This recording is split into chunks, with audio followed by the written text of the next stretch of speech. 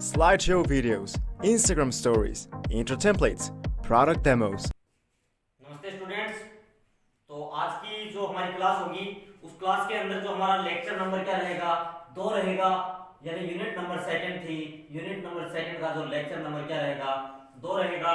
और lecture first के अंदर हमने क्या किया था, जो एक टॉपिक था उसका नाम था श्रोडिंगर टाइम डिपेंड इक्वेशन, यानी कि काल आश्रित श्रोडिंगर समीकरण।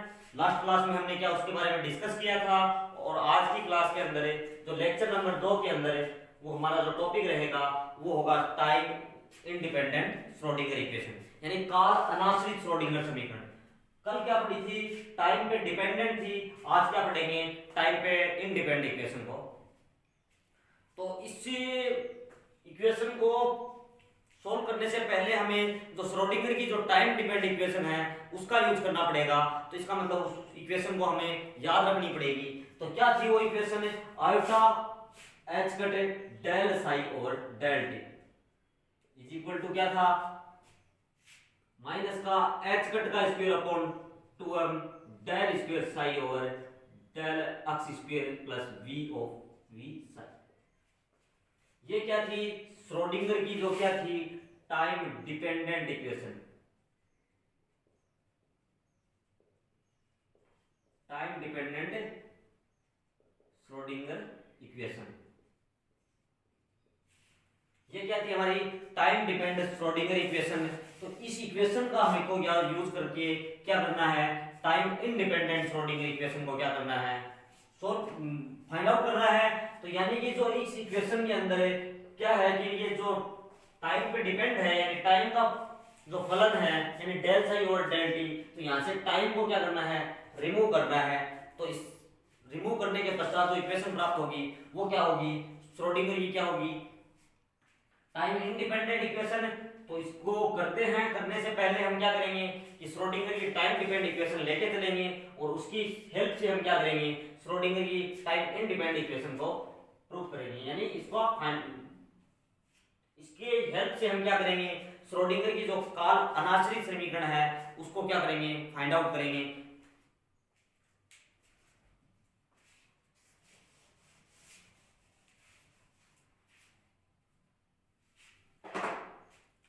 क्या लिखेंगे कि टाइम डिपेंड श्रोडिंगर इक्वेशन से, यानी काल आश्रित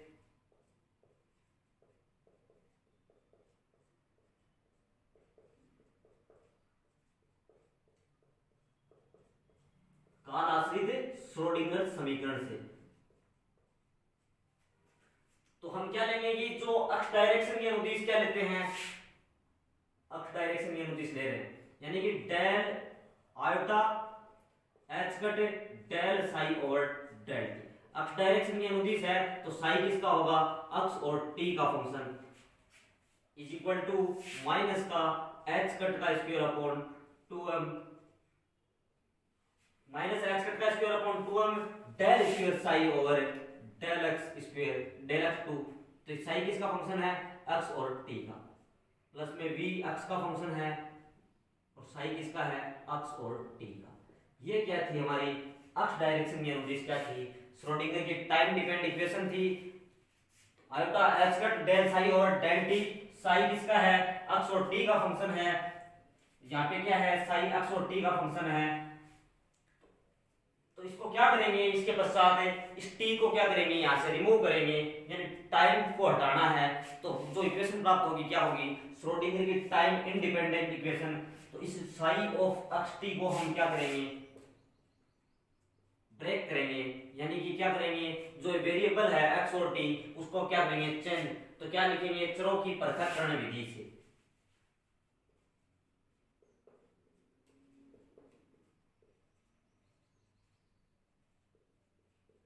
पृथक्करण विधि से। क्या होती है चरों की पृथक्करण विधि, यानी मैंने साई एक्स और टी यानी दो वेरिएबल है, इनको क्या करेंगे, फंक्शन अलग, इसको क्या करेंगे, ब्रेक करेंगे। तो साई ऑफ एक्स इनटू क्या आ जाएगा, phi of t other function आ जाएगा। तो यानी चरों की पृथक्करण विधि से क्या किया है, साई ऑफ एक्स टी को क्या किया है, ब्रेक किया है। वो क्या होगा, एक्स का फंक्शन होगा और एक क्या होगा, टी का फंक्शन होगा। दोनों फंक्शनों को क्या कर लिया, अलग अलग लिख लिया, psi of x into phi of t. तो ये क्या करेंगे, इसके पश्चात है साई ऑफ अक्स टी है, यानी इक्वेशन एक के अंदर क्या कर देंगे, इनकी वैल्यूज क्या कर देंगे, पुट कर देंगे। तो क्या लिखेंगे, putting these value in equation first, putting psi of x t, यानी पुटिंग दीज वैल्यू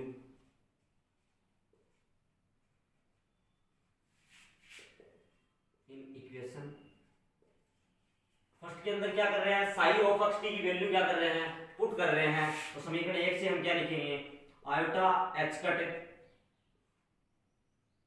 इसके पश्चात क्या है, साई ऑफ अक्स टी की वैल्यू मैं इस इक्वेशन के अंदर रखूंगा, तो क्या आ जाएगा, डेल और del t. Psi of x t की वैल्यू क्या है, साई ऑफ अक्स इनटू क्या हो जाएगा, फाई ऑफ टी।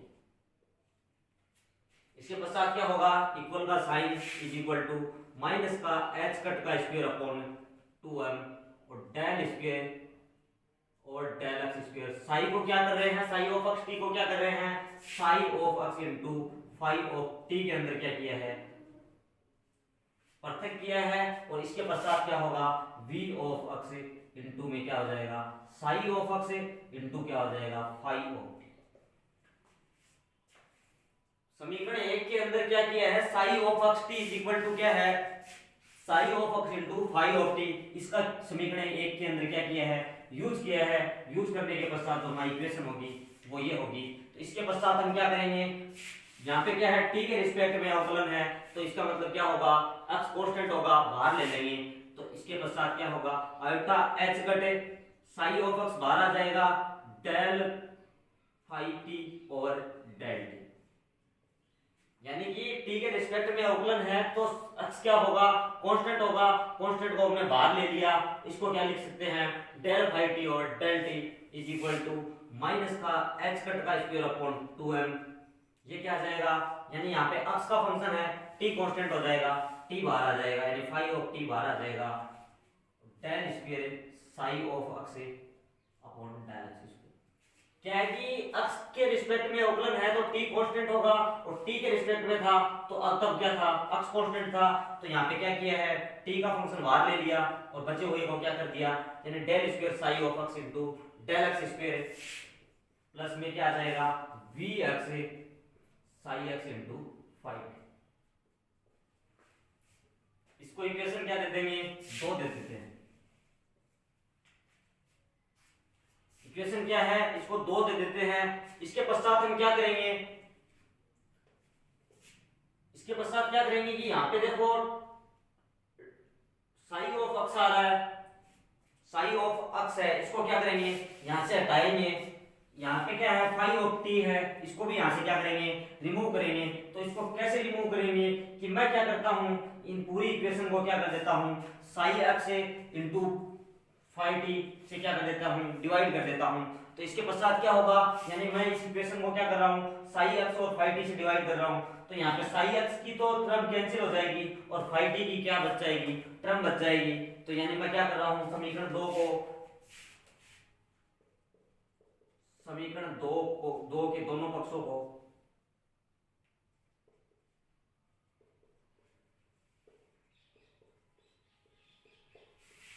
क्या करेंगे, psi of x into phi of t से क्या करने पर, विभाजित करने पर,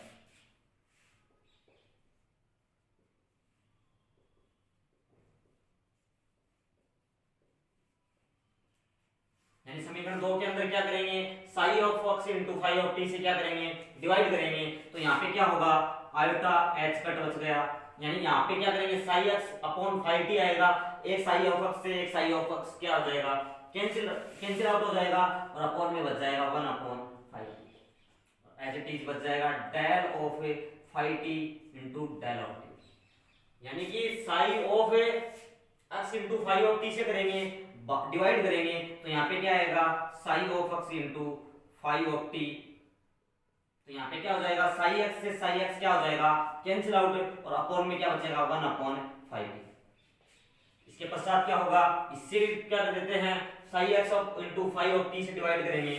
तो यहाँ पे phi of t cancel out हो जाएगा, यानी माइनस का एच कट का स्क्वायर अपॉन 2m और 1 अपॉन में बच जाएगा psi x del square psi of x upon del x square plus में क्या बच जाएगा, यहाँ पे क्या कर रहे हैं, यहाँ पे भी क्या होगा, psi x into phi t से भाग देंगे तो क्या बच जाएगा, वी ऑफ एक्स, ये दोनों टर्म क्या हो जाएंगी, कैंसिल आउट हो जाएंगी।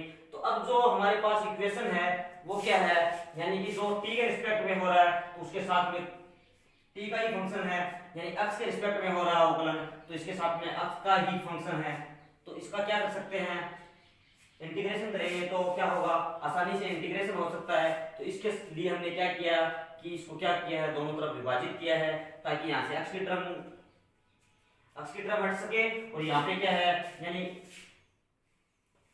फाई ऑफ टी की फंक्शन यानी टी का फंक्शन है वो क्या हो सके, रिमूव हो सके। तो इसके पश्चात हम क्या करेंगे, इसके पश्चात क्या है कि ये दोनों इक्वल है, ये इक्वल तभी होंगे तब क्या होगी, जब इन दोनों का कांस्टेंट क्या होगा, एक ही होगा, यानी ये एक ही कांस्टेंट, यानी मैं मान लेता हूं ये g एक ही कांस्टेंट के बराबर हो तभी ये इक्वलिटी क्या होगी, ये दोनों इक्वल है, ये दोनों की समानता तभी होगी जब ये एक ही कांस्टेंट ये बराबर हो। मैं वो कांस्टेंट मान लेता हूं g, तो आप इसमें लिख लो कि है समानता तभी वेद होगी जब ये दोनों एक ही क्या हो, नियतांक के बराबर हो, और वो नियतांक मैंने मान लिया g, आप लिख लेना इसमें।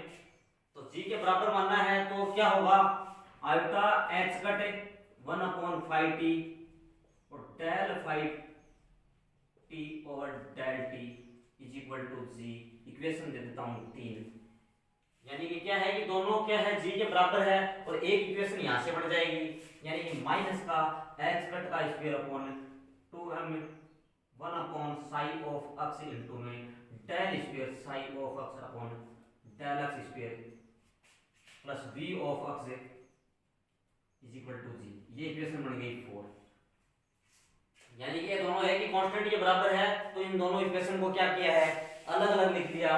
तो इसके पश्चात हम आगे करेंगे, तब तक के लिए आप इसे क्या कर लो, प्रिंट कर लो, यानी कि दोनों को क्या किया है, एक ही कांस्टेंट के बराबर लिखा है। तो समीकरण 3 और 4 आ गई हमारी। इसके पश्चात हम आगे इसको सॉल्व करेंगे, तब तक के लिए आप इसे लिख लीजिए। लास्ट में क्या आ गई थी, इक्वेशन 3 और 4 है, इसको फिर से लिखा है, यानी इक्वेशन 3 और 4 आ गई थी। इक्वेशन 3 क्या थी कि आयोटा h कटे 1/5t इनटू क्या है डेल फाई टी और del t is equal to क्या है g है, और इधर क्या आ गई इक्वेशन नंबर 4 क्या माइनस का h कट का स्क्वायर अपॉन 2m 1/साई x del square psi of x और del x square plus vx is equal to g, ये हमारी क्या थी इक्वेशन 4। इसके पश्चात हम क्या करेंगे, इक्वेशन 3 है, इसको आगे सोल्व करेंगे। तो सोल्व करने पे क्या होगा, यानी इक्वेशन 3 को हम क्या करेंगे, सोल्व करेंगे, यानी iota h cut 1/5t del phi t और del t is equal to क्या है g, इसको सोल्व करेंगे, यानी आयोटा h कट है उसको भाग में ले जाएंगे, यानी 1/5t into del phi t और del t is equal to क्या आ जाएगा g by iota h cut, यानी ये गुणा में था ये भाग में आ जाएगा। तो इक्वेशन क्या बनेगी 1/5t डेल फाई टी और del t is equal to क्या आ गया g upon iota h cut. अब क्या है कि आयोटा नीचे है, तो आयोटा नीचे है तो इसको क्या करेंगे, ऊपर ले जाने के लिए क्या करेंगे, आयोटा को ऊपर नीचे क्या कर देंगे, मल्टीप्लाई कर देंगे। तो यहाँ से जो आयोटा इंटू आयोटा है ये क्या हो जाएगा, और आयोटा स्क्वायर, और आयोटा स्क्वायर की वैल्यू हम जानते हैं कितनी होती है -1। तो इसको आगे क्या होगा कि 1/5t into del phi t और डेल टी। तो यहाँ पे क्या हो जाएगा g iota is equal to क्या आ जाएगा g आयोटा, तो यहाँ से क्या आ जाएगा अपॉन में h कट और माइनस का साइन, यहाँ से क्या आ गया कि 1/5t और डेल फाई टी और del t is equal to क्या आ गया माइनस का g iota upon h cut, यानी iota into iota, iota square हो गया। इसको आगे सोल्व करते हैं, तो सोल्व करने पे क्या आ जाएगा डेल ऑफ फाई टी और फाई टी, और डेल टी को मैं उधर ले जाता हूं, यानी -g upon h cut into iota into del t, यानी कि डेल टी यहाँ पे भाग में था, इधर क्या कर दिया गुणा में आ गया, और इसके पश्चात जो इक्वेशन है वो हो जाएगी del phi t over upon में phi t is equal to क्या आ गया माइनस का g iota upon h cut del t. इसके पश्चात क्या करेंगे कि दोनों तरफ क्या कर देते हैं, इंटीग्रेशन कर देते हैं, यानी both side integration. Both side integration. Integration करने पे क्या होगा, यानी कि ये क्या है, यानी 1/x का इंटीग्रेशन क्या होता है, यानी log x। तो इसी के फॉर्म में क्या है, 1/phi है, और phi t के सापेक्ष कर रहे हैं तो इसका हो जाएगा log of phi t। इसके पश्चात इसका क्या होगा, माइनस जी आयोटा इंटू एच का टी, क्या है कांस्टेंट है, इसका क्या हो जाएगा टी हो जाएगा। इसके पश्चात इसको क्या करेंगे, आगे सोल्व करेंगे, यानी एंटी लॉग लेंगे, तो एंटी लॉग लेने पे क्या हो जाएगा, phi t is equal to e की power minus g by h cut into iota into क्या आ गया टी।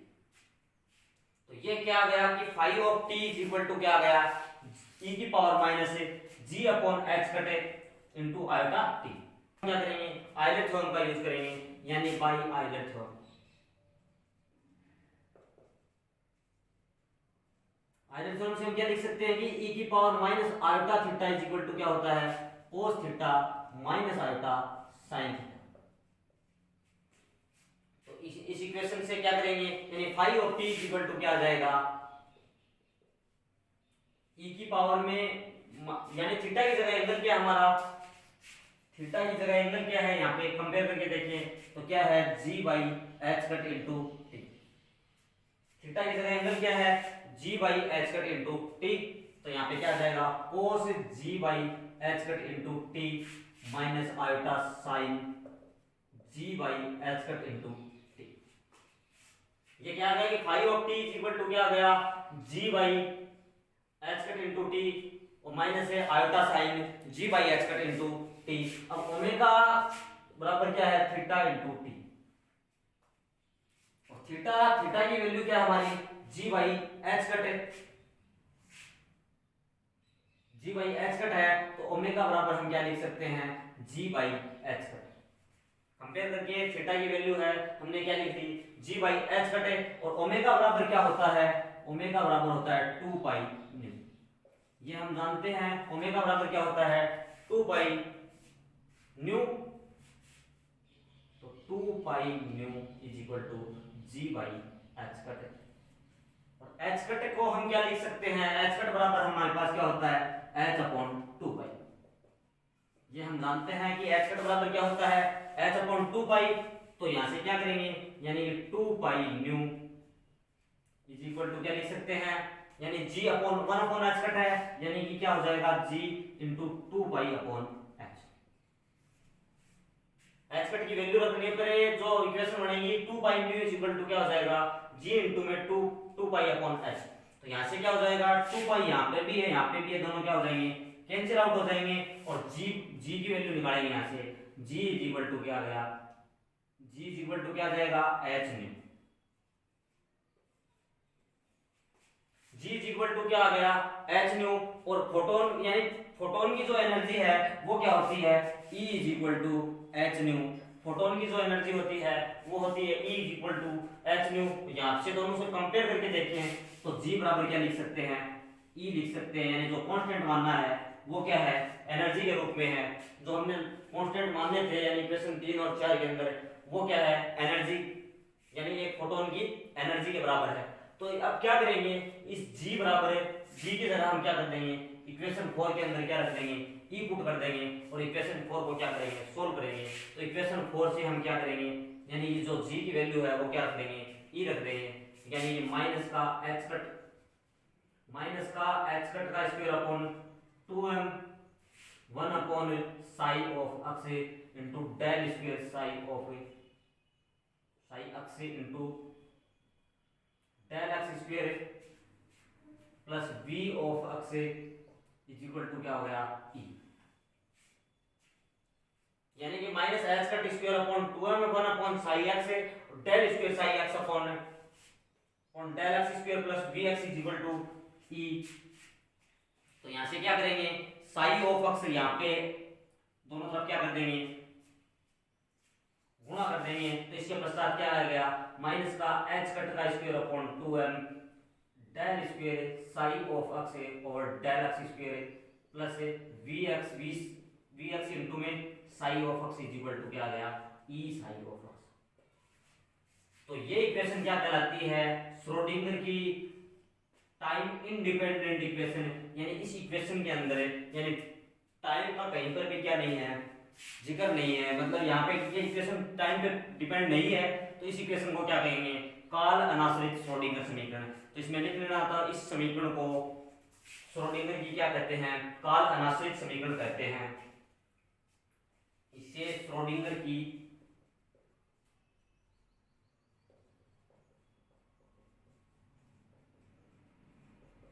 काल अनाश्रित समीकरण कहते हैं।